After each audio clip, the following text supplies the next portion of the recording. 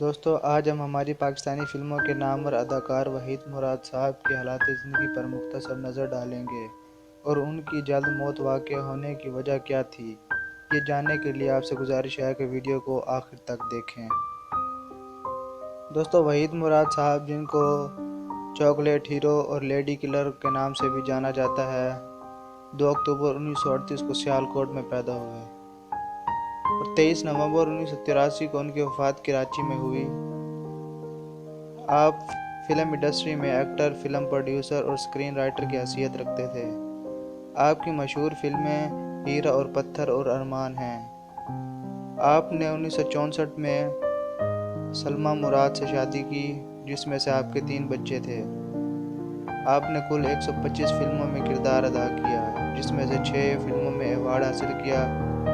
وحید مراد ایک خوبصورت نوجوان، پرکشش شخصیت، خوبصورت آواز اور زبردست ٹیلنٹ کے حامل تھے۔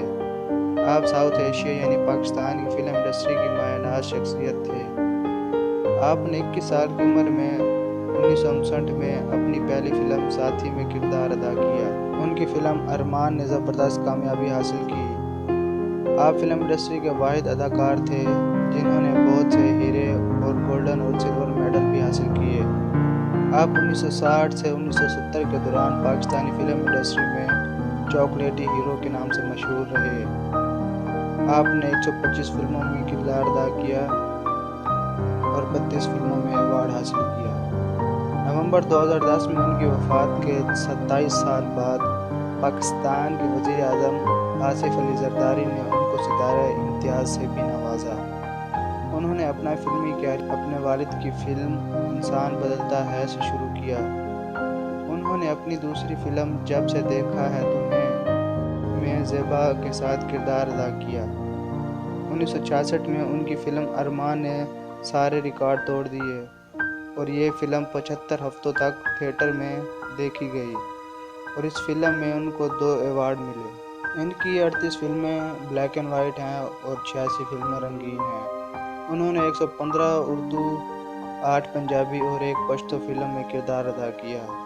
وحید مراد فلمی حالات کے ناسازگار ہونے کی وجہ سے دوست اب بات کرتے ہیں کہ ان کی وفات کیسے ہوئی۔ تو وحید مراد صاحب فلمی حالات ناسازگار ہونے کی وجہ سے بہت افسردہ ہوئے۔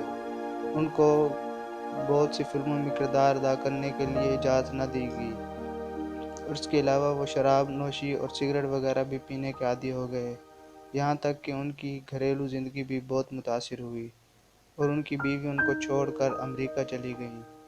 بری عادات کی وجہ سے ان کا معدہ خراب ہونا شروع ہو گیا، جس کی وجہ سے وہ خون کی کمی کا شکار ہو گئے۔ طبیعت زیادہ خراب ہونے کی وجہ سے ان کو ہسپتال میں فوری ایڈمٹ کیا گیا، مگر ان کے چاہنے والوں نے ان کو خون دے کر ان کی زندگی بچا لی۔ جولائی 1983 میں تیز کار چلانے کی وجہ سے ان کی کار درخت سے ٹکرائی اور ایک ایکسیڈنٹ ہوا جس میں ان کے چہرے پر ایک نشان پڑ گیا۔ اپنے چہرے کی سرجری سے تقریباً 1 دن پہلے آپ نے اپنے بیٹے عادل کی سالگرہ منائی اور پھر رات ممتاز ایوب کے گھر گزاری اور دروازہ زیادہ دیر تک بند رہنے کی وجہ سے زبردستی دروازہ کھولا گیا۔ اندر داخل ہوئے تو ان کو فرش پر لیٹا ہوا پایا گیا اور وہ کئی گھنٹے پہلے ہی مر چکے تھے۔ اس وقت ان کے منہ میں پان تھا اور نہ جانے یہ خودکشی تھی یا پھر قدرتی موت۔ تو ان کو لاہور میں ان کے والد کے قریب گلبرگ قبرستان میں دفنایا گیا۔ تو یہ تھی دوستو وحید مراد صاحب کی مختصر سی حالات زندگی۔